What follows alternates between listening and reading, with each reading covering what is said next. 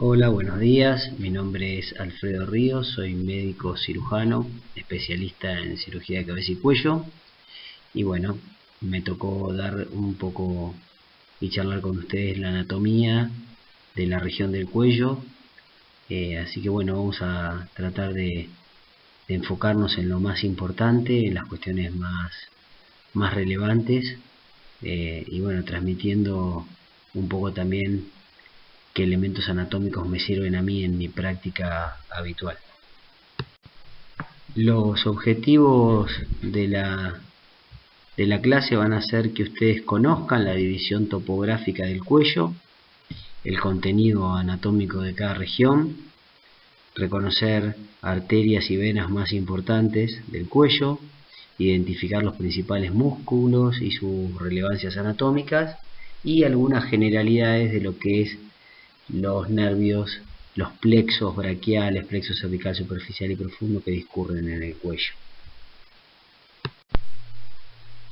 Bueno, en esta primera diapositiva lo que vemos es una vista lateral de la región del cuello. El cuello es una zona de transición, se la llama una zona de transición entre lo que es la base del cráneo, el cráneo y las clavículas, lo que es la cintura escapular y el tórax. El cuello tiene forma cilíndrica. Si uno tendría que delimitarlo específicamente, el borde superior comienza en el borde inferior de la mandíbula, en el conducto auditivo externo y en la apófisis mastoides, y el borde inferior es el borde superior de las clavículas, el borde superior del manubrio esternal. Eso en términos generales. Tiene forma cilíndrica, está compuesto por músculos, y en esta zona de transición los elementos también más importantes que tenemos que destacar que discurren son la laringe, que es un órgano fonatorio y ventilatorio, la tráquea, la faringe, que es un órgano netamente deglutorio, que es el inicio de la vía digestiva. Y tenemos los grandes vasos del cuello, que son la arteria carótida y la vena yugular interna. En esta diapositiva lo que vemos también remarcado con azul es el esternocleidomastoideo, que es un músculo esencial en lo que es la división topográfica del cuello, ya que se lo toma como punto de referencia para dividir al cuello en lo que es una región anterior y en una región lateral. Si hablamos específicamente del esternocleidomastoideo, es el músculo, digamos, más carnoso de la región del cuello. Tiene una inserción en la base del cráneo, en la apófisis mastoides, por fuera de la ranura digástrica, y una inserción en la región esternal y clavicular por medio de dos haces, un haz clavicular más carnoso y un haz esternal más fibroso. Entre los dos haces, a nivel de la región supraclavicular, se forma un triángulo que se lo denomina fosa supraclavicular, que es un punto de referencia en la práctica habitual para la colocación de lo que se llaman vías centrales, que es la punción de la vena yugular para poner un catéter dentro de la vena de lo que es los grandes vasos para medir presión venosa central o para pasar cantidades de volúmenes importantes de líquidos, digamos, sobre todo en ciertas situaciones. Bueno, como les decía en la diapositiva anterior, el esternocleidomastoideo se toma como punto de referencia y a partir del mismo se divide al cuello en un triángulo anterior y en un triángulo lateral o posterior. El triángulo anterior, el límite del triángulo anterior es la parte superior, es el borde inferior de la mandíbula y el borde inferior del conducto auditivo externo óseo. El borde posterior de este triángulo anterior es el borde anterior del esternocleidomastoideo y el borde anterior de este triángulo es la línea media, serían los bordes internos de los músculos infraoideos. El El triángulo posterior está delimitado por el borde posterior del esternocleidomastoideo, el borde anterior del músculo trapecio y el borde superior de la clavícula. A su vez, estos dos triángulos se van a subdividir en otros triángulos. Bueno, dentro de lo que es el triángulo anterior, que es lo que habíamos delimitado en la diapositiva anterior, por delante del borde anterior del esternocleidomastoideo, tenemos que el triángulo anterior se subdivide en 4 triángulos. En esta nueva subdivisión intervienen otros dos músculos que son el músculo digástrico y el músculo homoioideo, que nos van a permitir dividir este triángulo anterior en 4 triángulos.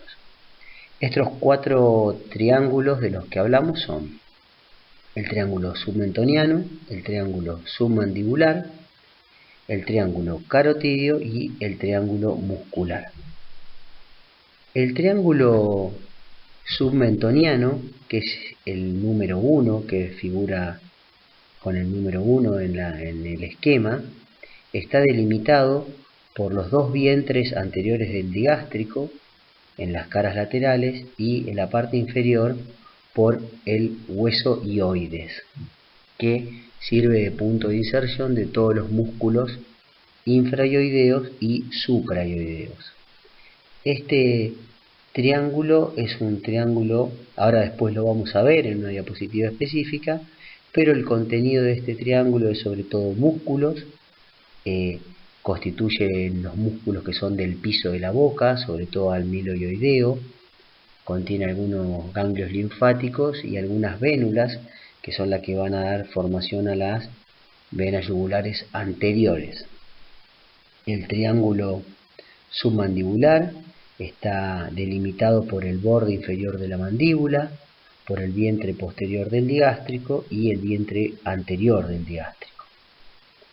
Y el triángulo carotidio está delimitado, es el número 3, está delimitado superiormente por el tendón intermedio del digástrico y el vientre posterior del digástrico, el borde anterior del esternocleidomastoideo y el borde externo del homoioideo.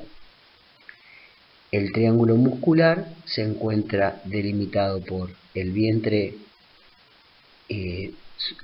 superior del homoioideo, la línea media y por el tercio del borde anterior del esternocleidomastoideo en su tercio inferior. Bueno, en esta diapositiva lo que podemos ver es una figura de la región anterior del cuello y una segunda figura de la región lateral.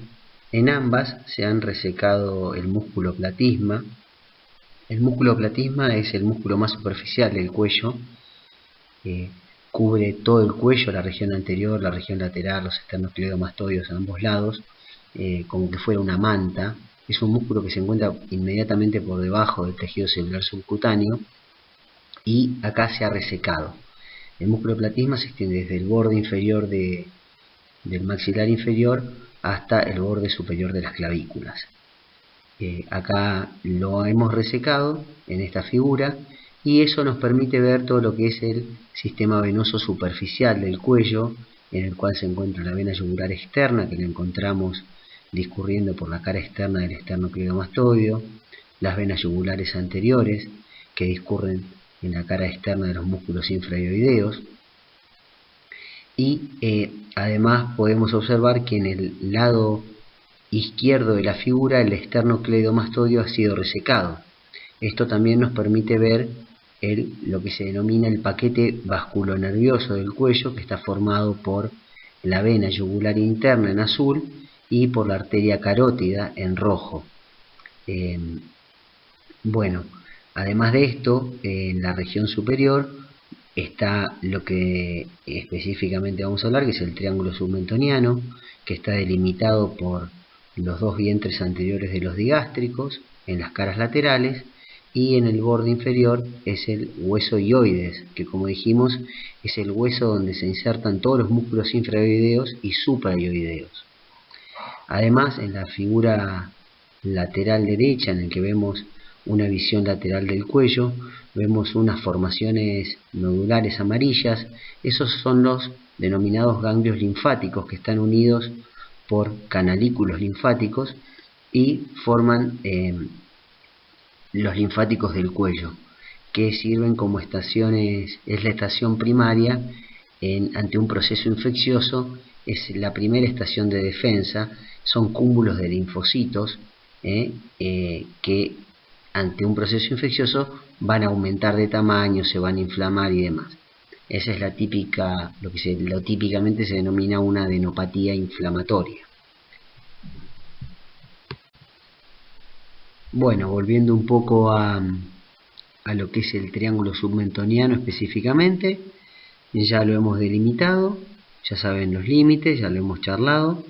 El contenido del triángulo submentoniano son ganglios linfáticos de lo que se denomina el nivel ganglionar 1, los músculos del piso de la boca, específicamente el miloioideo, que es el músculo más importante del piso de la boca, y en el borde inferior el hueso hioides.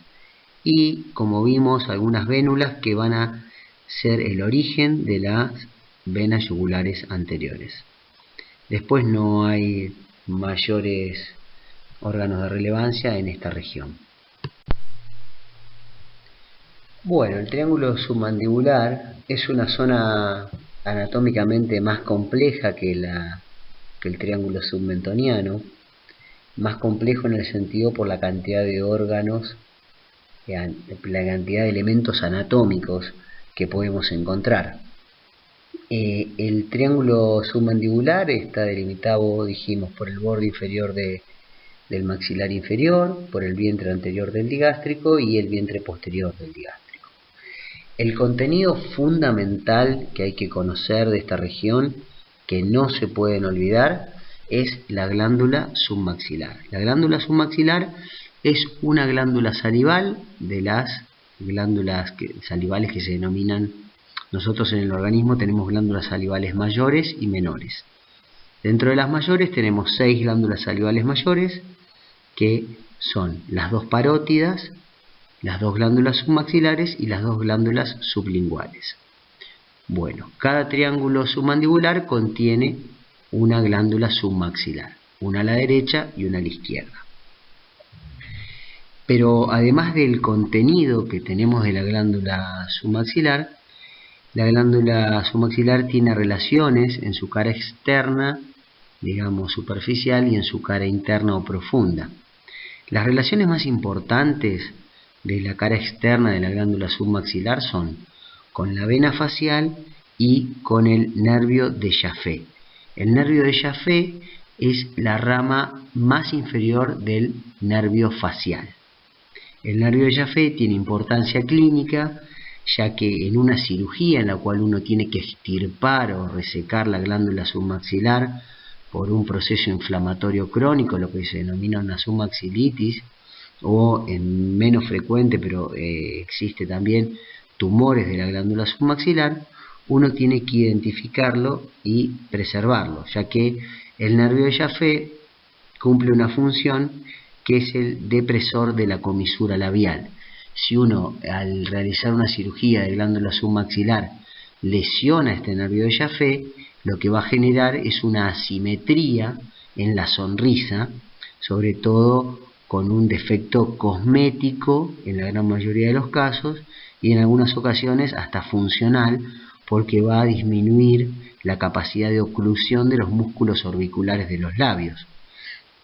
El nervio de Jaffe se encuentra, como dijimos, en la cara externa de la glándula, por fuera de la cápsula de la glándula submaxilar, y siempre por fuera de la vena facial. Las relaciones importantes que tiene la glándula submaxilar en su cara externa son la vena facial y el nervio de Jaffe. La cara interna de la glándula submaxilar va a estar en relación con otros elementos anatómicos que no son de menor importancia, como son el nervio hipogloso, que es el nervio que le va a dar la movilidad a la hemilengua de ese lado, y con la arteria facial.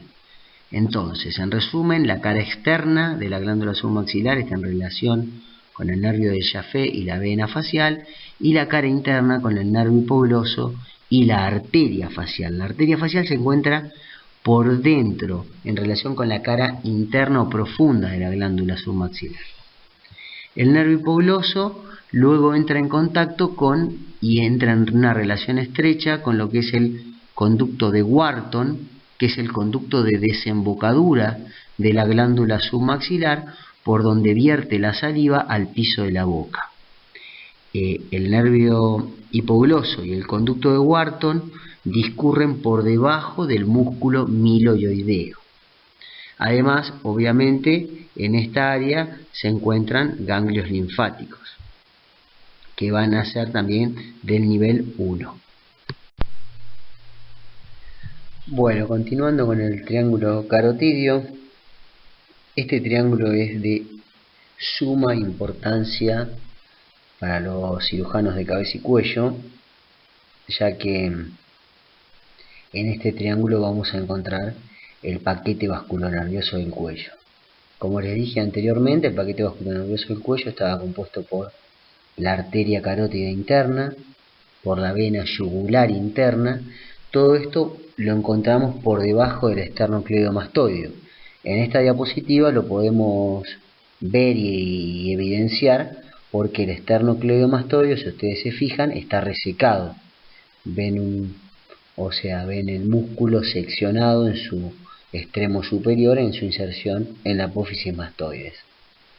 Lo que vemos en rojo es ese gran vaso que es la arteria carótida.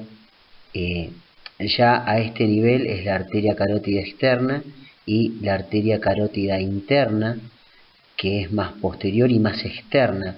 En realidad, anatómicamente, cuando uno las ve en el cuello, la arteria carótida externa parece interna y es la que está dando ramas.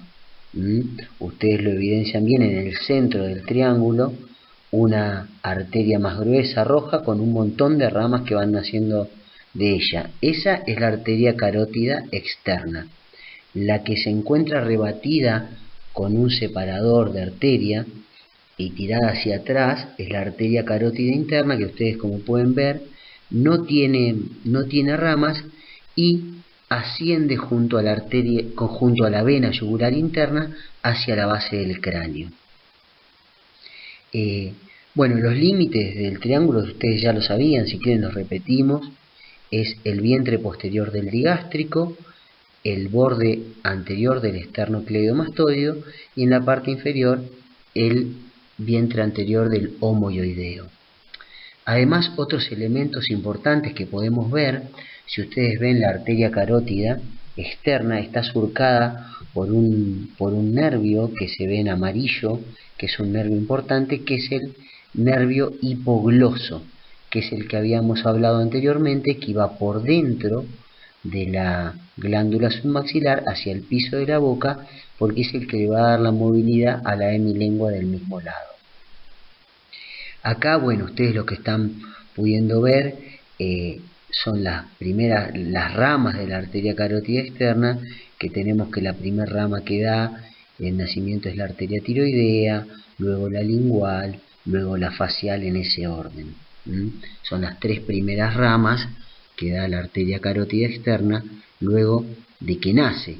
La arteria carótida común se bifurca a nivel de C4, que anatómicamente es el borde superior del cartílago tiroides. Ahí se bifurca en una arteria carótida externa y en una carótida interna.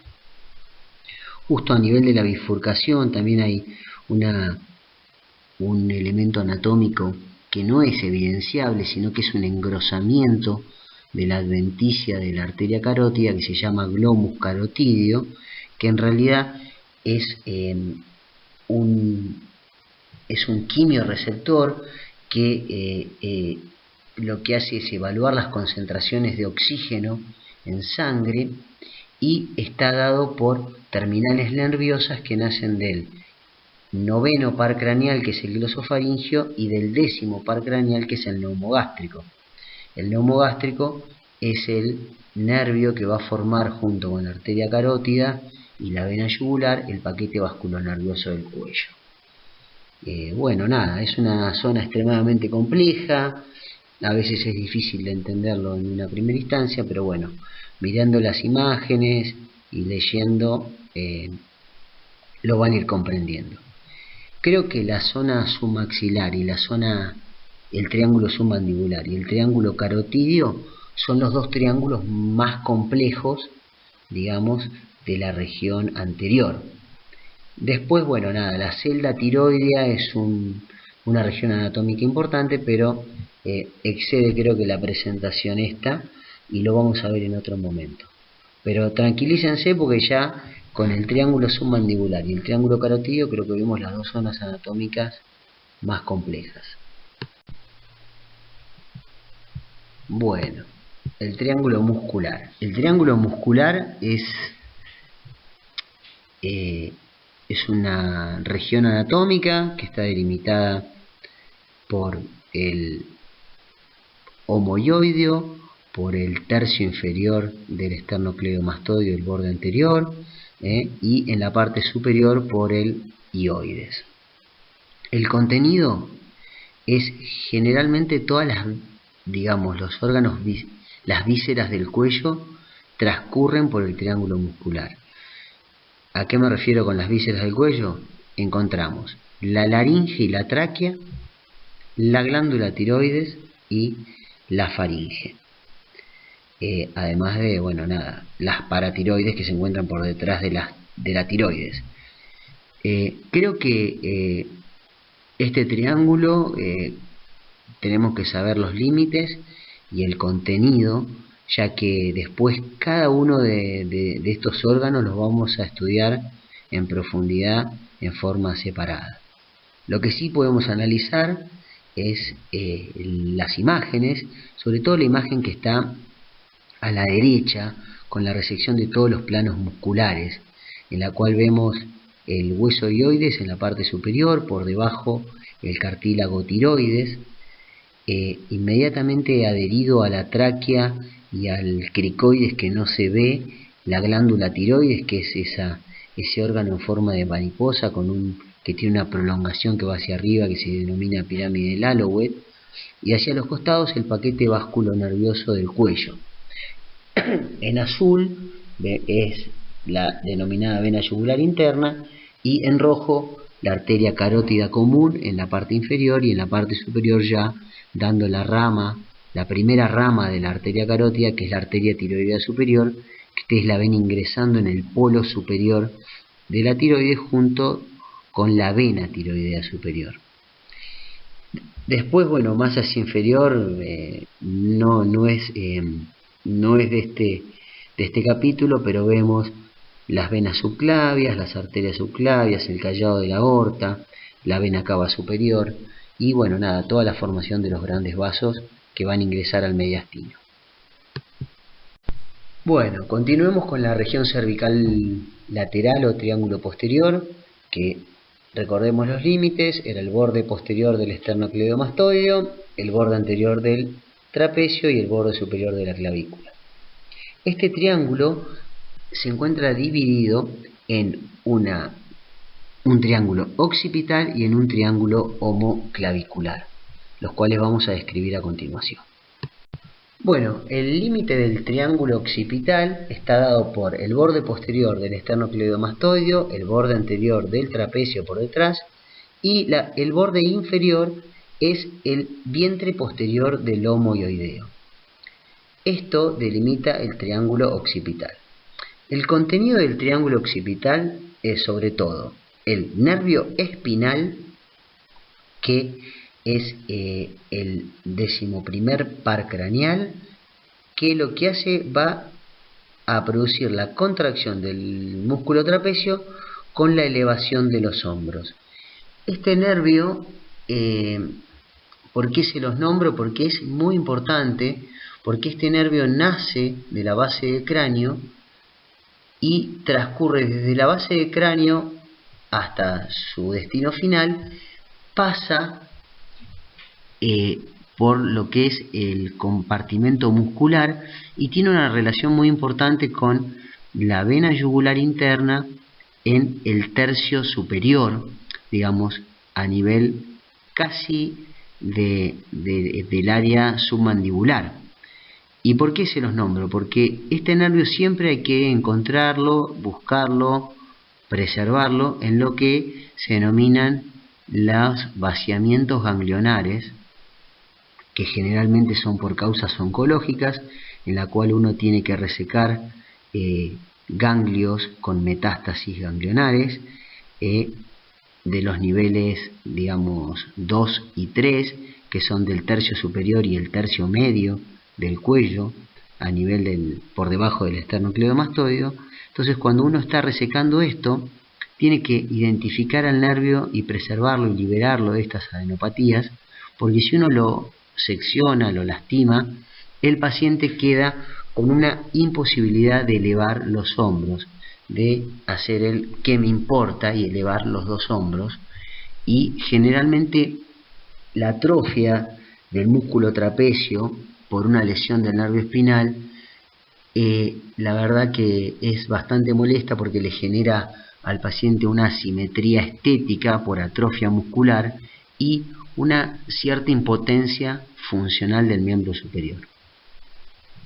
Después, por lo demás, esta área no tiene otros elementos de relevancia y tiene por encima, 1 centímetro por encima de donde ingresa el nervio espinal a la región occipital, 1 centímetro por encima nacen las ramas sensitivas del plexo cervical superficial.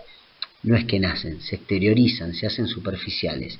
Entonces, uno a ese nivel también puede encontrar un gran tronco nervioso que es sensitivo y no motor como el nervio espinal. El nervio espinal es motor, da movilidad. En cambio, las otras ramas que nacen un poco por encima vienen del plexo cervical superficial y son sensitivas.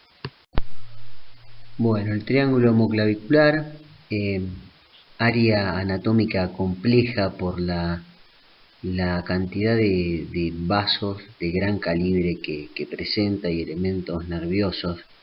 La verdad que la cirugía en esta área es un área complicada.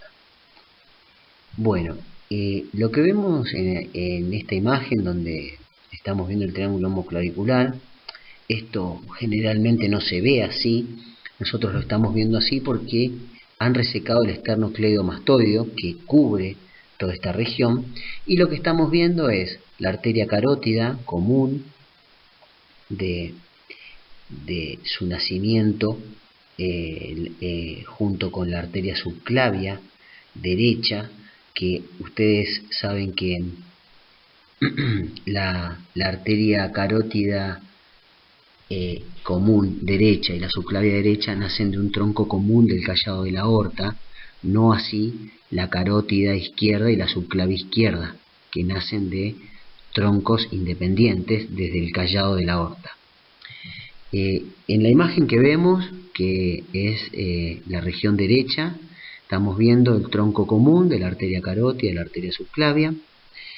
Vemos rebatida la glándula tiroides y específicamente vemos el área, la subclavia derecha, luego de que nace, tiene 3 regiones, una región medial, una región posterior y una región lateral. Y todo esto de medial, posterior y lateral es con respecto a un músculo que se llama escaleno anterior, que es el músculo en el cual ustedes ven que están reposando cuando lo ven hacia la región superior, la arteria carótida y la yugular. Todo esto es en el tercio inferior del cuello, ya que después la arteria carótida y la yugular se hacen más mediales y el escaleno no tiene un trayecto tan largo. Lo que vemos ahí es la primera parte de la arteria subclavia con el nacimiento de un tronco arterial que es del cual nacen se llama tronco cérvico-dorsal, y de ese tronco cérvico-dorsal, que a veces nacen 3 arterias, a veces nacen 2 y una por separado, nacen específicamente la arteria tiroidea inferior, que esto es importante, porque la arteria tiroidea inferior asciende y se va hacia medial en busca de la tiroides. Entonces la tiroides, haciendo un resumen, está irrigada por la arteria tiroidea superior, que es rama de la carótida, y por la arteria tiroidea inferior, que es rama de la subclavia. Además da otras dos ramas importantes en esta primera porción, la arteria subclavia, que son la cervical transversa y la supraescapular.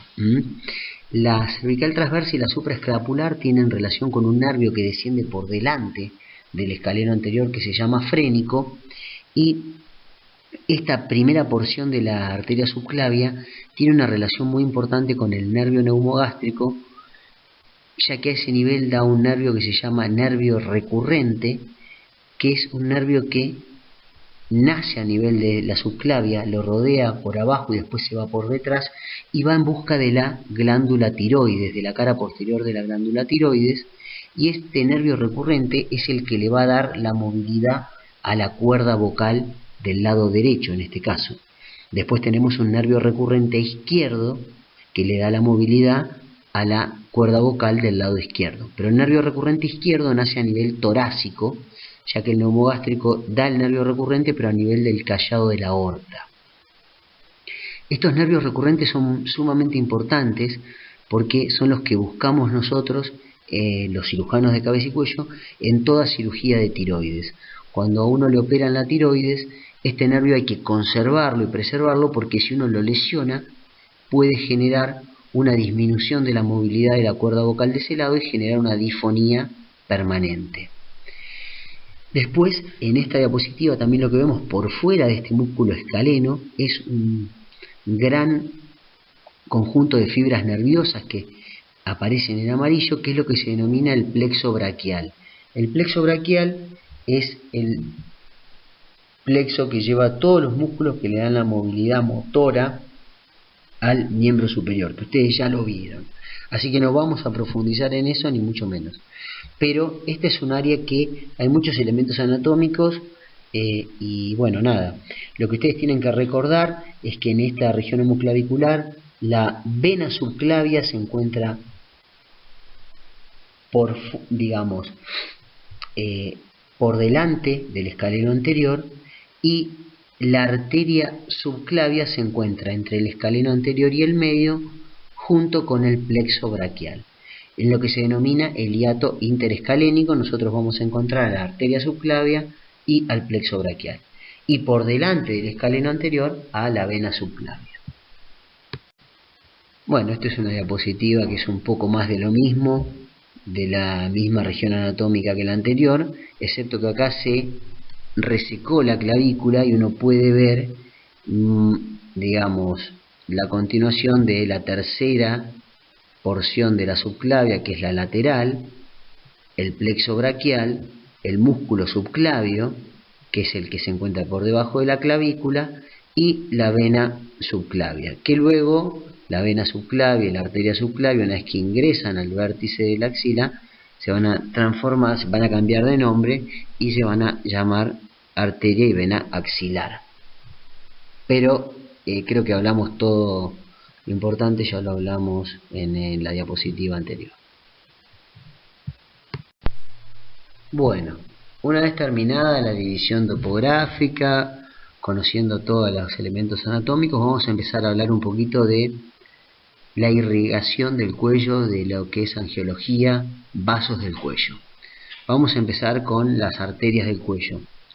Bueno, como les dije, las arterias del cuello son la arteria carótida común izquierda y derecha.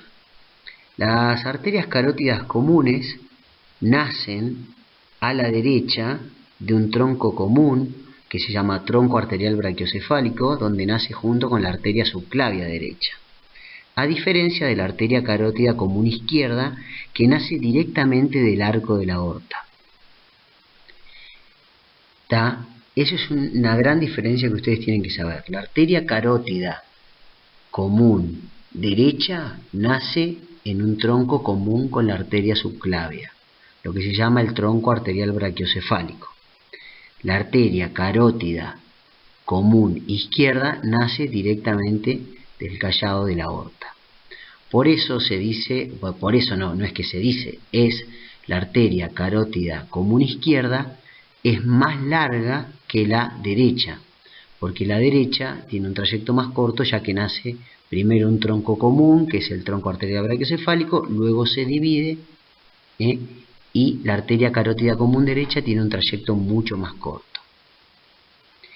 En esta diapositiva vemos la arteria carótida común derecha, cómo va ascendiendo, cómo a nivel de C4 del borde superior del cartílago tiroides se divide en una arteria carótida externa y una arteria carótida interna. Ustedes ya saben que la arteria carótida externa es la que da ramas colaterales en el cuello. La arteria carótida interna no da ninguna rama en el cuello, asciende hasta la base del cráneo e ingresa al endocráneo por el agujero rasgado anterior. Eso es lo que tenemos que conocer, lo que se puede ver y evidenciar en esta diapositiva. Las ramas terminales de la arteria carótida externa van a ser la arteria temporal superficial y la arteria maxilar interna. Esas son las dos ramas terminales de la carótida externa. Y va a tener 6 ramas colaterales, que son la tiroidea, la lingual, la facial, la auricular, la occipital y la faringea. Que seguramente ahora hay una diapositiva para que ustedes la puedan observar mejor. Bueno, y acá tenemos un esquemita donde vemos el sistema de la arteria carótida en el cuello. Vemos la arteria carótida común, que se subdivide en, bueno, como ya ustedes sabían, carótida interna, carótida externa. La carótida interna no tiene mucho más que saber que sus relaciones anatómicas, que no da ramas en su recorrido cervical, y la arteria carótida externa da 6 ramas colaterales y tiene 2 ramas terminales. Las ramas colaterales de la carótida externa no es necesario que las recuerden completamente, pero son la tiroidea superior, la lingual y la facial, que son las que se denominan colaterales, que nacen de la cara anterior de la carótida externa. La faringe ascendente, que nace de la cara medial de la carótida externa, y 2 ramas que nacen de la cara posterior, que son la occipital y la auricular posterior. Esas son las ramas colaterales. Y la carótida externa termina, las ramas terminales son la maxilar interna y la temporal superficial. Yo me acuerdo que me daban una memotecnia para recordar las ramas colaterales de la carótida, y bueno, nada, a mí me sirvió, quizás a ustedes les sirva. No tiene ningún sentido la palabra, pero era tilinfa oxi-aufa. Era tiroidea, li de lingual, fa facial, occipital, auricular, fa de faringe ascendente. Tilinfa oxi-aufa. Qué sé yo, a mí me la dijeron hace 20 años y todavía me la acuerdo. Más de 20 años, así que, y me sirve. Así que si les sirve, bueno, se las paso. Pero bueno, nada, de todo esto lo que tienen que recordar es que la arteria carótida interna no da ramas colaterales en su recorrido cervical, que la bifurcación carotidia es a nivel del borde superior del cartílago tiroides, en C4, y que la que da ramas colaterales es la arteria carótida externa. Bueno, las venas del cuello. ¿Qué tenemos que saber del sistema venoso del cuello? El sistema venoso del cuello tiene un sistema venoso profundo y un sistema venoso superficial. El sistema venoso profundo está compuesto principalmente, está compuesto por la vena yugular interna.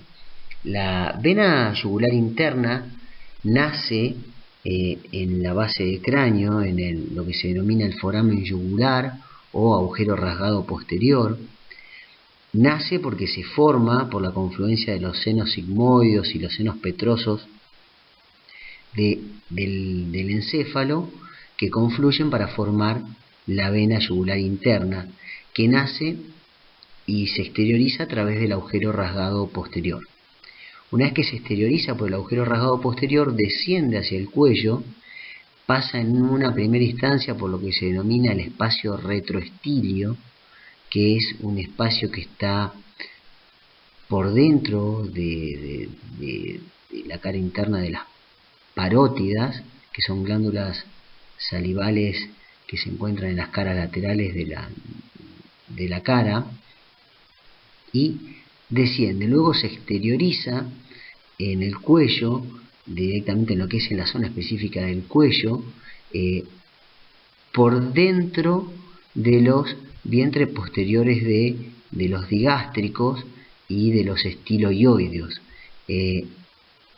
Desde ahí desciende en una estrecha relación con la arteria carótida interna y luego con la carótida común, y con el nervio neumogástrico, formando el paquete vasculonervioso del cuello, hasta que se une con la vena subclavia a la derecha y a la izquierda, formando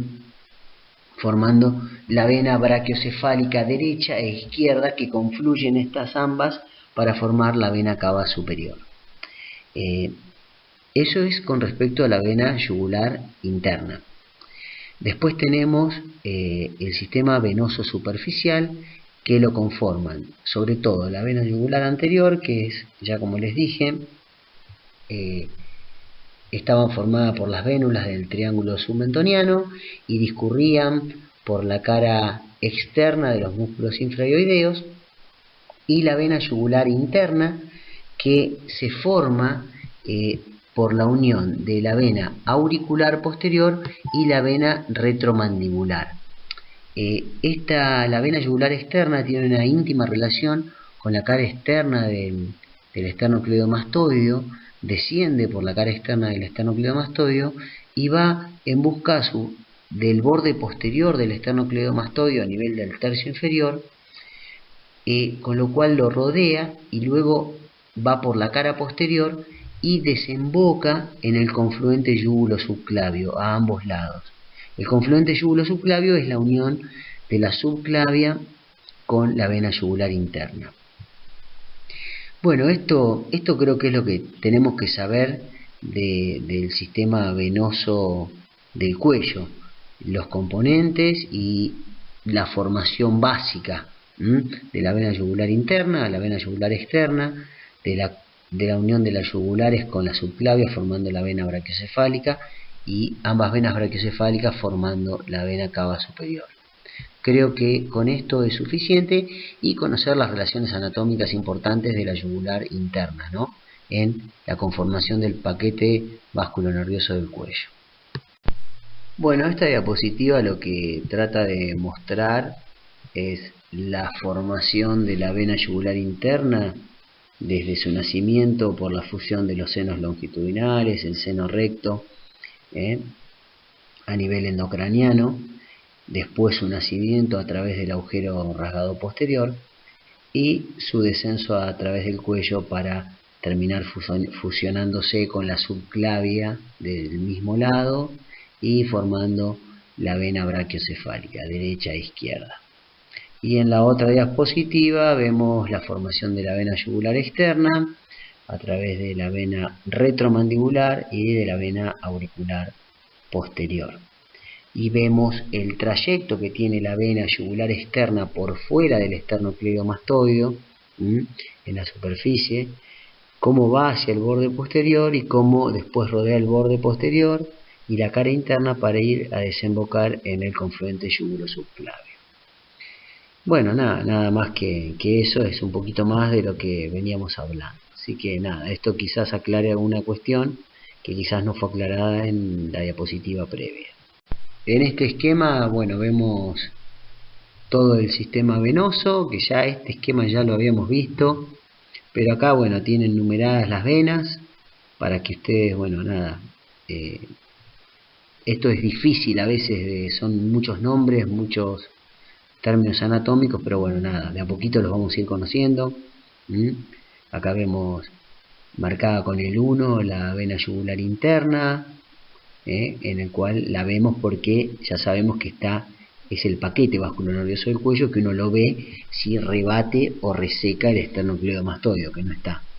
La número 2 es la vena yugular externa, que está externa al esternocleidomastoideo y va por el borde externo. Con el número 3 es la vena yugular anterior, que son las que nacen, las yugulares anteriores del triángulo submentoniano.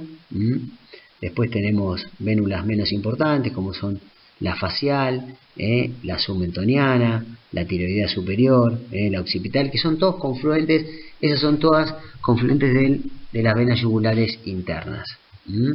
Pero bueno, nada, esto es más que todo para un poquito machacar estos nombres. Bueno, en esta diapositiva lo que vemos es una mujer palpándose su pulso carotídeo, haciendo una autopalpación.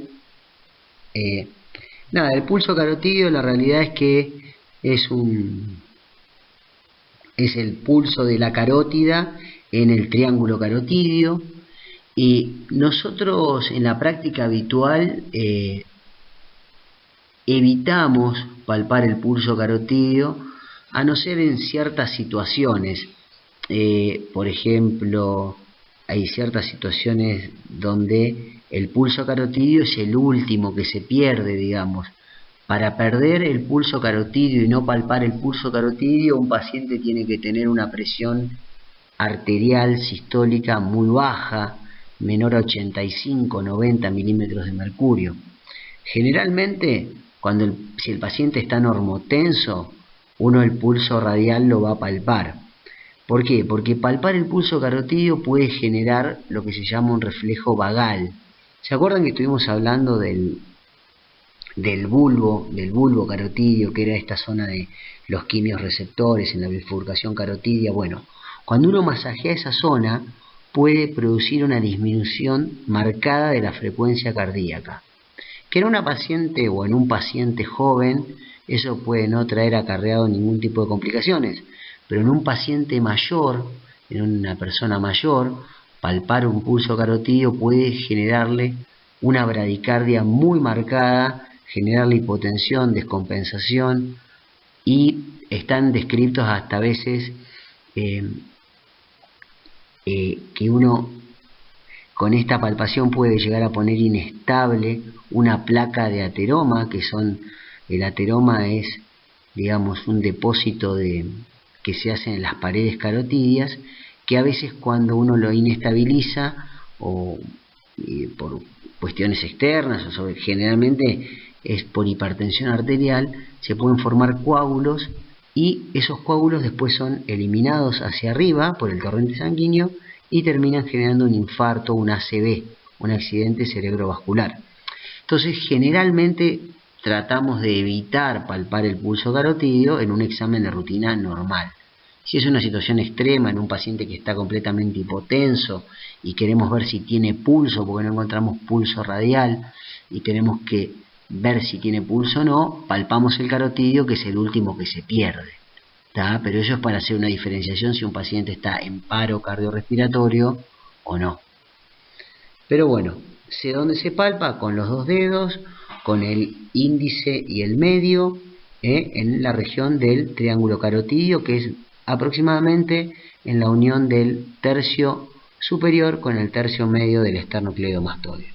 Ahí se palpa suavemente y se va a sentir el latido carotídeo en la yema de los dedos. Bueno, continuando entonces con la parte anatómica de la región de cabeza y cuello, tenemos que hablar un poco de los músculos del cuello. Bueno, como para empezar a hablar, los músculos del cuello se dividen en tres grupos: un grupo anterior, un grupo posterior y un grupo anteroexterno. El grupo anteroexterno está compuesto solamente por el esternocleidomastoideo, del cual ya sabemos bastante. Su disposición, sus relaciones anatómicas, su inserción proximal y distal, ya hemos hablado bastante en todo lo que va de la clase. Después tenemos un grupo anterior, que se divide en un plano profundo y en un plano superficial. El plano superficial está compuesto por los músculos suprayoideos e infrayoideos, los cuales ya sabemos los nombres de varios. Los suprayoideos son el digástrico, el estiloioideo, el miloioideo, el genioideo, y los infrayoideos son el esternocleidoideo, el homoyoideo, del cual ya saben algunas cosas, el esternotiroideo y el tiroideo. Y después tenemos los músculos del plano profundo, que son los menos conocidos, que tenemos los músculos prevertebrales, recto anterior, mayor y menor, y bueno. Y el plano lateral de la zona profunda, que son los escalenos anteriores, medios y posteriores, que son los más relevantes. Y después tenemos el plano de los músculos posteriores, que son los denominados músculos de la nuca. Bueno, vamos a ir viéndolos de a poquito a cada uno, las cosas básicas de cada uno, y bueno, es un tema bastante engorroso esto de los músculos, pero hay que tratar de aprender algo. Bueno, en esta imagen, que es una imagen de la región anterior del cuello, en la cual se ha resecado la piel y el tejido celular subcutáneo, vemos el platisma. A pesar de que venimos bastante avanzados en la clase, es la primera vez que lo vemos. Este músculo platisma es el que, ¿se acuerdan que yo les dije que había que resecar o seccionar y sacar para ver los vasos superficiales del cuello? Todas las diapositivas que vimos, generalmente el platisma está seccionado. ¿Se acuerdan que yo les dije que nacía en el borde inferior de la mandíbula y las fibras descendían como una manta, como una sábana que cubría todo el cuello, la región anterior, las regiones laterales, y se insertaba en la clavícula? Bueno, este es el platisma. La función del platisma es arrugar la piel, nada más, no tiene una función netamente funcional. Así que bueno, ahí lo están viendo. No tienen que saber mucho de este músculo, nada más lo que les dije. Bueno, vamos a empezar a hablar entonces del esternocleidomastoideo, que era el músculo que componía todo lo que era el grupo anteroexterno. Bueno, este músculo es un músculo clave en la división topográfica del cuello.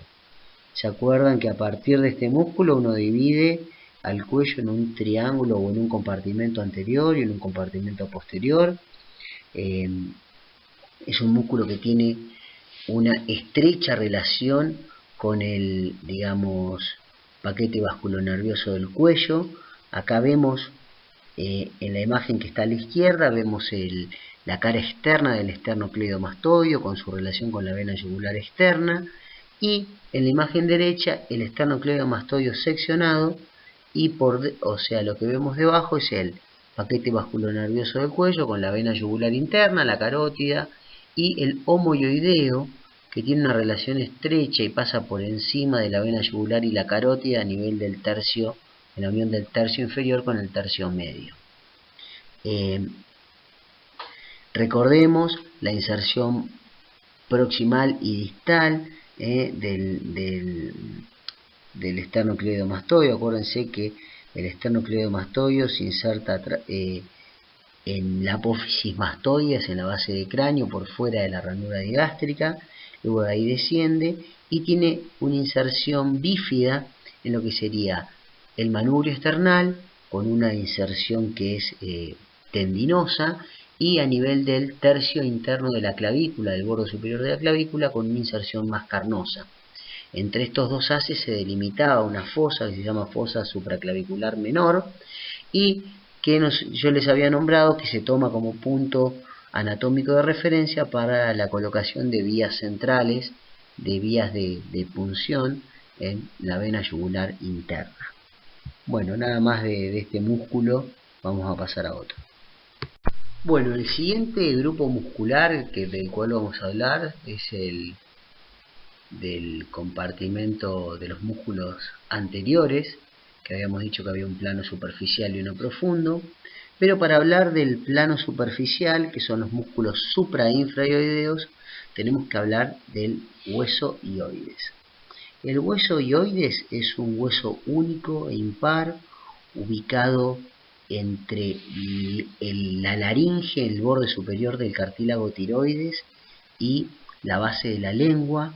Está, digamos, unido en forma indirecta a la base del cráneo por los ligamentos estiloioideos y por todas las inserciones musculares de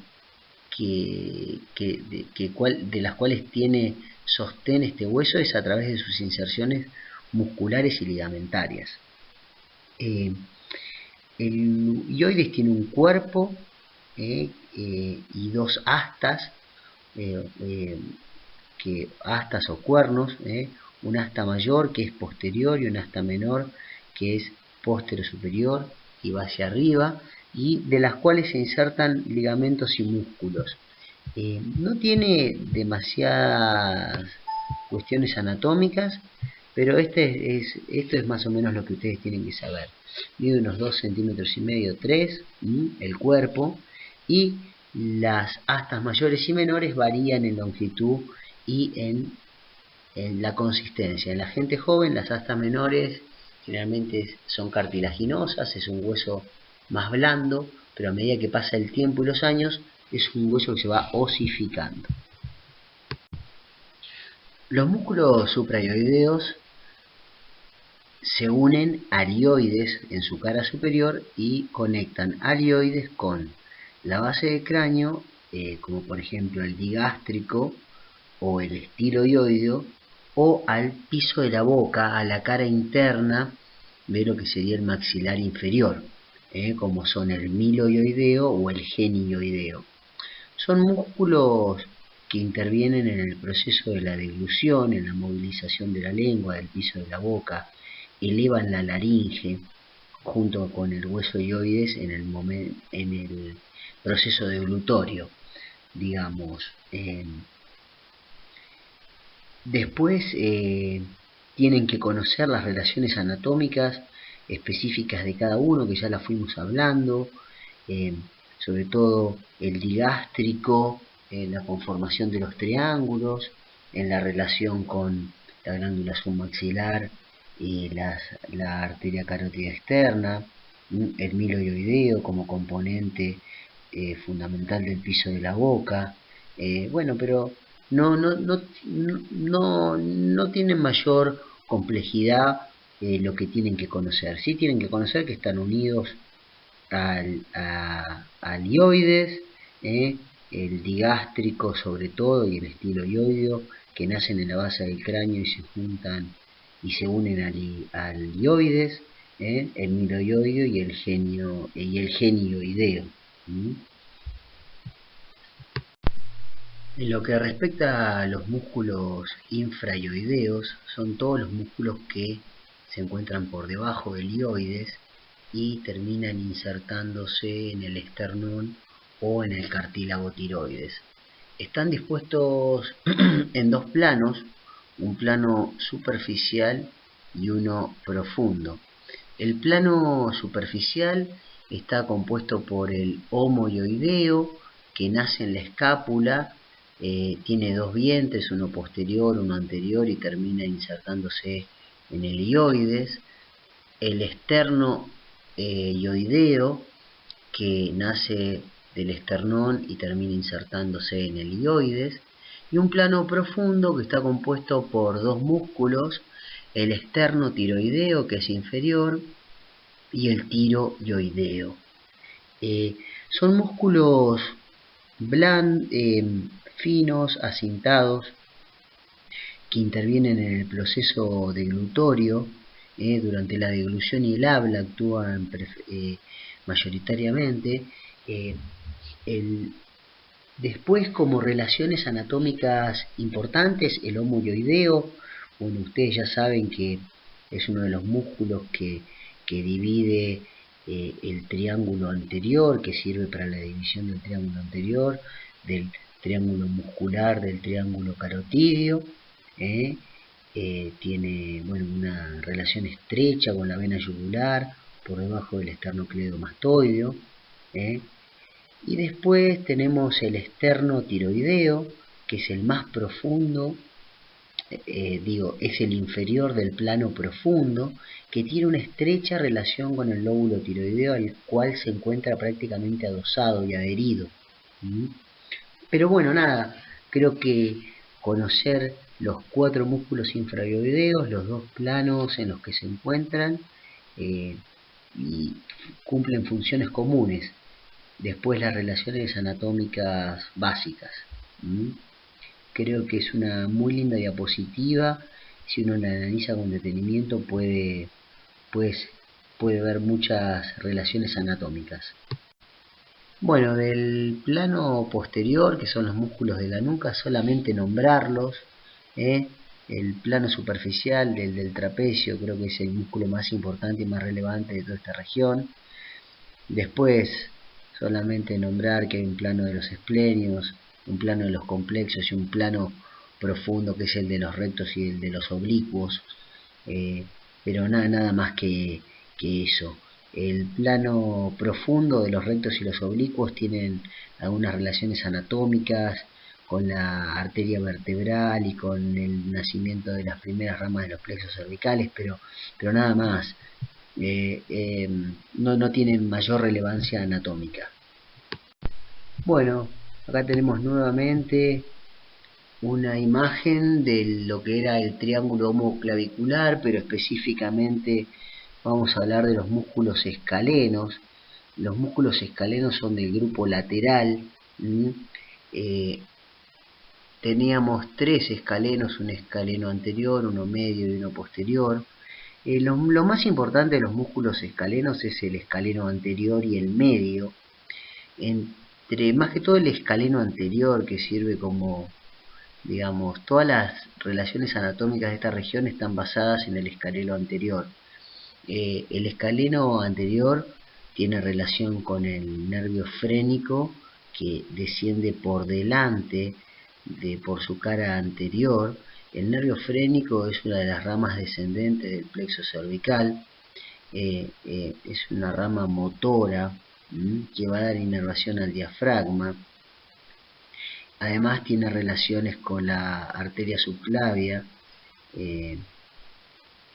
con la porción medial, con la posterior y la lateral, con las ramas de la primera porción de la subclavia, que son la cervical transversa, la arteria supraescapular, que pasan por su cara anterior. Después el escaleno anterior y el escaleno medio forman lo que se denomina el hiato interescalénico, por donde transcurre la tercera porción de la arteria subclavia y el plexo braquial, y por delante del escaleno anterior, también en su parte más inferior, casi en su inserción, por delante de su inserción en la primera costilla, encontramos la vena subclavia. Bueno, nada, creo que estas son las relaciones más importantes que tenemos que saber del escaleno anterior. Bueno, chicos, estamos terminando. Nos queda esta última diapositiva donde, bueno, está esquematizada la formación del plexo braquial. Yo sé que la formación del plexo braquial ustedes ya la vieron en todo lo que es la parte de miembro superior. Así que bueno, nada, un poquito de repaso. La formación del plexo braquial es de C5, C6, C7, C8 y T1, pero de C1 a C4 las ramas de los nervios C1 a C4 forman lo que es el plexo cervical superficial, que bueno, nada, va a tener ramas sobre todo sensitivas, pero va a tener 2 ramas que son motoras. La rama descendente del hipogloso y el nervio frénico. Bueno, en esta última diapositiva lo que vemos es la conformación del plexo braquial, que no vamos a profundizar porque ustedes ya lo vieron en lo que es miembro superior. Bueno, nada más nombrar un poquito que el plexo braquial se forma con las raíces nerviosas de C5, C6, C7, C8 y T1, y también está el plexo cervical, que se forma con las raíces anteriores de C1 a C4.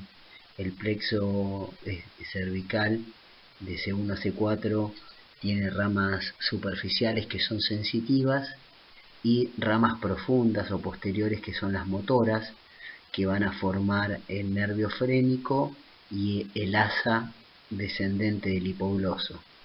Bueno, nada más nombrar eso. El nervio frénico va a dar inervación al diafragma y el asa descendente del hipogloso a los músculos infraoideos.